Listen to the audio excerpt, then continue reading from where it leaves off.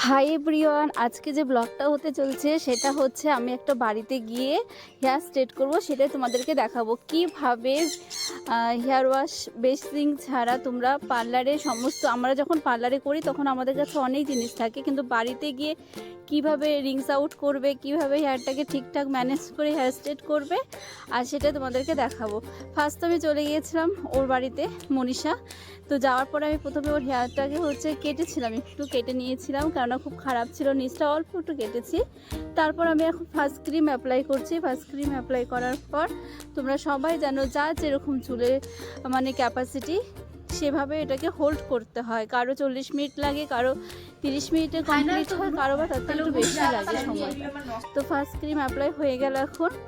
তো ওর স্ট্রেট করতে করতে পাশে বাড়ি আরেকটা বোন এসেছিলো, সেও বলছে দিদি আমিও স্ট্রেট করব। এখনও বলেনি, এখনও ফার্স্ট স্টেপ হচ্ছে ওর অ্যাপ্লাই, মনীষার। তো এটা দেখো অ্যাপ্লাই করার কিছুক্ষণ বাদে বাদে আমি চিরুনি পিছনটা দিয়ে একটু ঠিক করে দিচ্ছিলাম, কারণ আমি সেটা পেপারটা নিতে ভুলে গিয়েছিলাম, তার জন্য যেহেতু বাড়িতে গিয়ে করছি তো অনেক কিছু নিতে হয়েছিল, তো ওটা নিতে ভুলে গিয়েছিলাম। এই হচ্ছে সেই বোন যে নাকি পাশে থাকে, সে ওর মনীষার ফার্স্ট স্টেপ দেখে তো ও বললো আমি কাটবো, হেয়ার স্ট্রেট করবো। তো আমি ওকে স্টার্ট করে দিলাম। প্রথমে অল্প একটু লেন্থ কেটেছি, দেখো একদম খুব, আমি যখন কেউ স্মুথনিং বা স্ট্রেটনিং করে বা রিবর্নিং করে তখন আমি বেশি কাটি না, কেননা ওরা একটু লম্বা চুলের মধ্যে করতে চায়, যতটুকু কাটতে হয় খুব কম করে আমি কেটে নিই। এখন আমি চেক করছি যে হেয়ারটা ঠিকঠাকভাবে হয়েছে কিনা, আর আমি এটা চেক করছি হচ্ছে মনীষার হেয়ারে। তো ওর ফার্স্ট স্টেপ হয়ে গেছে, এখন আমি রিংস আউট করছি। দেখো বেসিং নেই, আমি কলের থেকে জল নিয়ে নিচ্ছিলাম, আর খুব সুন্দর করে ধীরে ধীরে, কারো যদি, আমার এটা হচ্ছে অনেকবার করার পরে অনেকবার করেছি আমি হেয়ার স্ট্রেট, কিন্তু এভাবে বাড়িতে আমি কয়েকবারই করেছি, হাতে গোনা। তো এটাও একটা অভিজ্ঞতা, যত করা হচ্ছে কারো বাড়ি গিয়ে ভিজিট করে, যে কোনো হোম সার্ভিস যে থাকছে এখন কলকাতাতে বা ফালাকাটাতে, তখন আমার অভ্যাস হয়ে গেছে। দেখো ভয় পাওয়ার কিছু নেই। আমরা কি করি, আমরা হেয়ার ওয়াশ মেশিনে চুলটাকে রেখে আলতো করে করে রিংস আউট করি, যেটা খুব দরকার, খুব ভালোভাবে করতে হয়, তারপরে আমরা হেয়ারটাকে ওয়াশ করি। আর এক্ষেত্রে কি একটু ভয় পাবে না, আমরা হোল্ড করছি, আমরা হেয়ারটাকে সামনে নিয়ে করছি, তাতে কোনো সমস্যা নেই, ভয়ের কিছু নেই, খুব ভালো হয়। কোনো তুমি আমার যখন পুরোপুরি হয়ে যাবে তখন তোমরা দেখবে, যারা একদম নতুন এভাবে কখনো করনি, যাদের বেসিং নেই, কোথাও সাহস পাচ্ছ না পার্লারে যে কি হবে না হবে, হয়তো চুলটা বেঁকে যাবে, স্ট্রেট হবে না, তাদের সবার জন্য বললাম দেখতে থাকো, খুব ভালো লাগবে। ইনারা হচ্ছে মনীষার দিদা, এরকম হবে কেউ ঠাকুমা, তারা কয়েকজন এসছে, দেখো কি বলছে, আমি স্ট্রেট করে যাচ্ছে, তারা কি বলে যাচ্ছে আর হেসে যাচ্ছে। যেটা হয় না বয়স্ক দিদা ঠাকুমারা এরকম দেখছে, তোমরা গোল করে সব বসে আছে দেখার জন্য। এই তো চলে এসে শুরু হয়ে গেছে, দেখো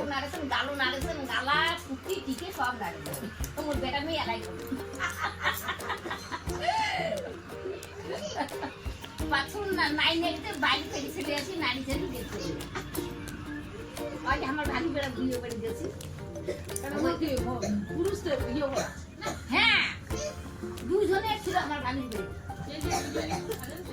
না, ওই যে না অন্যকে আমি দেখলাম গাইতে সাথে রেখেছে, দুজন করে ছেলে আর মেয়ে, দুই স্বামী স্ত্রী, হ্যাঁ স্বামী স্ত্রীর হোক না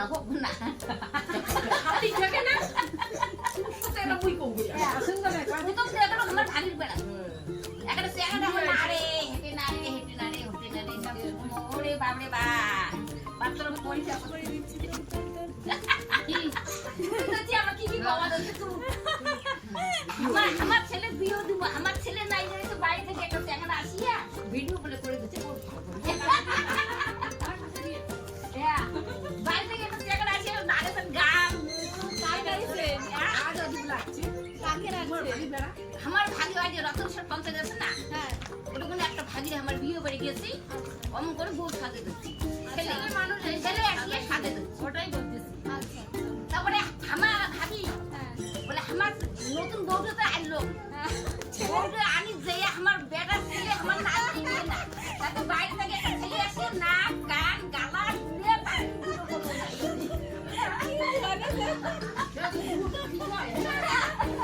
আর মানে বেশি লোক দেখা পাবি না, 2-3 জন থাকি নেই,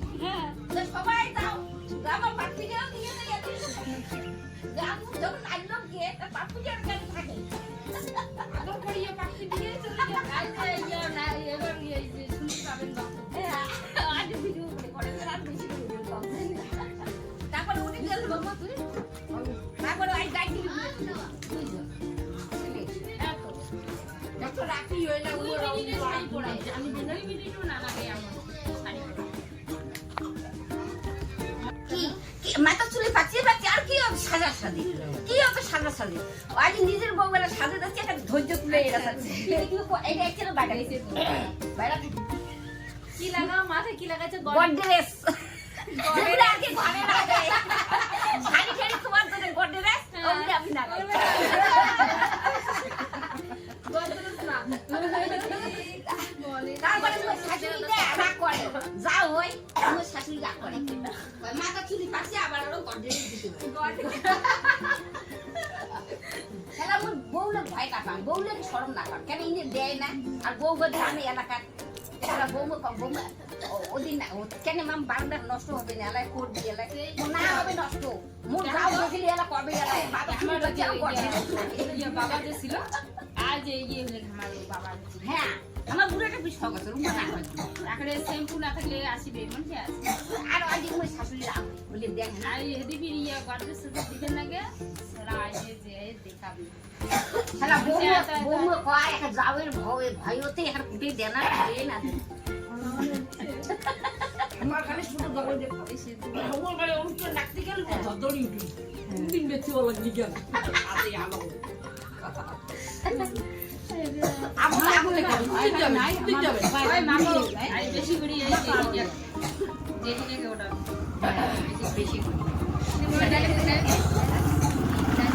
আর কি ডায়লগ দিলে আমার গড্ডে ভাই ওই ডায়লগ কেন দিল ওই যে দুঃখ এলা মোর বেটা বিয়ে দিন মোর বেটা নাই নেই তো অন্য জনে আসি না রে দেখি এটা সারা কোনই নেই দাদা আসি তোমার তো নামে তোমার মতন মহিলা আসলে ভালো হইতো ছেলে আসছে আমি সাজাই তো তুমি মোটা না হইছে হ্যাঁ দেখি বেটা আমার চমকি দেন চমকি বাবা আসি আমরা মানে সাজাই না আজ চমকি গেছে চমকা না বুঝছে আর বিয়ে যে বিয়ে হ্যাঁ আর বিয়ে যে না যদি বিয়ে না যদি কোন না গরুই বা তুলে মানে দিদি তোলাই করে আমার ভাঙি বেড়ায় আর মুখো বেলা কেঙ্গি তো ও পাও না আমার আসলে যায় আমি একটা নীল কালার ঠিক দিছি না বা দোকান ওই এক পালা তা ধরিয়ে বসতে দিয়ে আপনি গরু সামনে গেছি গরু নিতে হুন্ডাই দে দৌড় দে বিয়ে ভাই পাশে কাপড়টা পাচ্ছে ঘুরি নিয়ে যাবা তো রাখি মরেলা বলা আজ না নিয়ে যাবা ভাই কেউ বলে নিয়ে করে আর সাগিলে আনি দিছে করে সবুজ ভাই হ্যাঁ হ্যাঁ গ্রামে আছে যাই এটা আট বান্দা কাছে ভিডিও দেলা কয় বলে যেটা মেশিন দিয়ে ইয়ে করা যায় না বাউ বলি না কি আসলে সব ক্যামেরা করে করা হবে ও মাই শান্তারা বিয়ালা এমন শান্তারা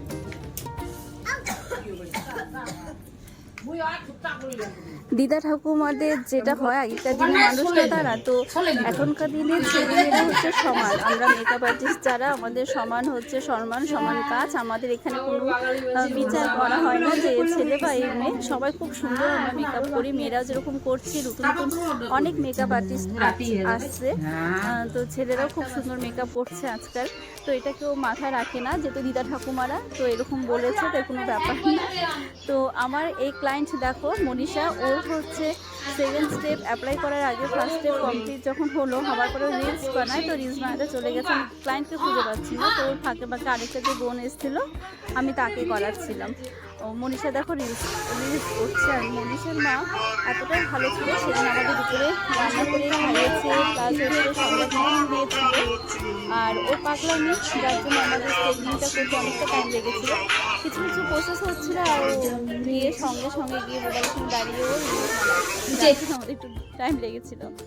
এই যে দুই নেপালি ভুটিয়া যা কিছু যা বলতে পারো, তো এই দুই নেপু, এদের দুজনকে একসাথে আমরা সেকেন্ড টাইম নেবুলাইজার অ্যাপ্লাই করেছিলাম, তো নেবুলাইজার অ্যাপ্লাই করার কিছুক্ষণ বাদে দুজনে হেয়ার ওয়াশ করি, পরের স্টেপ আমরা কমপ্লিট করি, তারপর আমরা বাড়ি ফিরে আসি। খুব এনজয় করেছি, খুব ভালো হয়েছিল সেদিনের কাজটা, তো এটা কিছুদিন আগে আমার ভিডিওটা করা ছিল, আপলোড করা হয়নি, আজকে করলাম। এই দিদি আবার নিয়ে চলে এসছে নিজেদের ঘরে হাতে ভাজা চিরা, তার সাথে চা, দারুণ খেতে ছিল, আর দুপুরেও রান্নাটা খুব ভালো হয়েছে, আমাদের জন্য বাজার থেকে মাছ নিয়ে গিয়ে করেছিল, আমরা খেয়েছিলাম। সারাদিন ছিলাম। তো এখন আমাদের হচ্ছে দুটো স্টেপ কমপ্লিট হয়ে গেল, এখন ব্লোডাই চলছে। তারপরে হচ্ছে একদম যে লাস্টে যে স্টেপটা থাকে সেটা কমপ্লিট করা হবে। তোমরাও যদি ঘরে বসে কেউ হেয়ার স্ট্রেটনিং করতে চাও তাহলে আমাদেরকে ফোন করতে পারো। আমাদের ফোন নাম্বার হচ্ছে 9002481674। এই নাম্বারে আমাদের সাথে কন্ট্যাক্ট করতে পারো।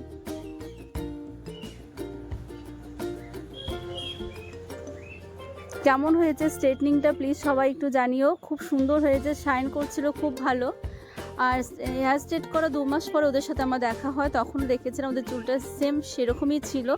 আর এখন অনেকটা দিন হয়ে গেছে, আগের মতনই শাইন করছে, ভালো আছে। কিছু হোম কেয়ার দেওয়া হয়, তোমরা যদি সেসব হোম কেয়ারটা ভালো করে মেনে চলো তাহলে তোমাদের চুল ফার্স্ট দিনের মতনই সুন্দর শাইন ও স্ট্রেট থাকবে। আর যারা একদম নতুন কাজ করছো, যদি ভাবো যে হেয়ার ওয়াশ মেশিন নেই তবু স্ট্রেটনিং করতে হবে, তবু ভয় নেই, চুলটাকে তোমরা উল্টে করতে পারো। দেখো চুলে কোথাও কোনো জায়গায় কোথাও ব্যান্ড নেই, যেরকম স্ট্রেট দেখতে পাচ্ছ সেরকমই ছিল। এটা 2 বার হেয়ার ওয়াশ হয়েছে, তারপরে এই ভিডিও ছবিটা দেখে নাও। চুলে কোথাও ওদের ব্যান্ড নেই, প্রচুর শাইন ছিল চুলটা ওদের।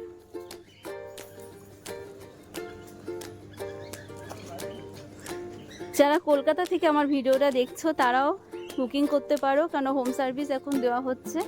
আর যারা ফালাকাটা থেকে দেখছো তারা তো জানোই আমি মাঝে মাঝে যাই, 2 মাস পর পর যাই, তো তারাও বুকিং করতে পারো।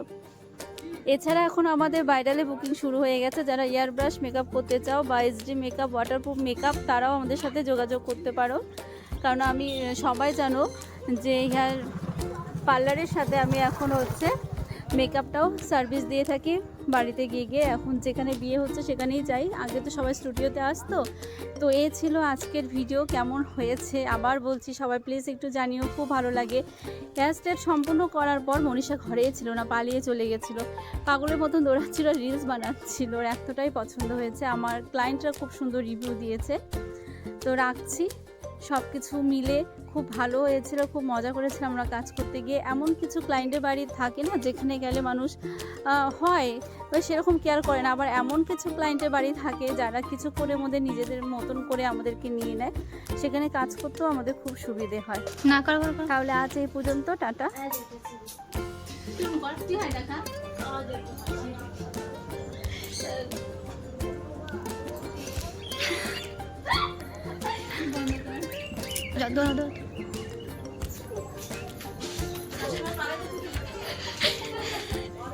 পালিয়ে যাচ্ছে আমার ক্লায়েন্ট, স্টেট কমপ্লিট হয়ে গেছে, পাগল হয়ে গেছে, এত সুন্দর শাইন হচ্ছে দেখে। মাঠে ঘুরো। সবাই ভালো থেকো, সুস্থ থেকো, আর প্রাণ খুলে হাসতে থাকো।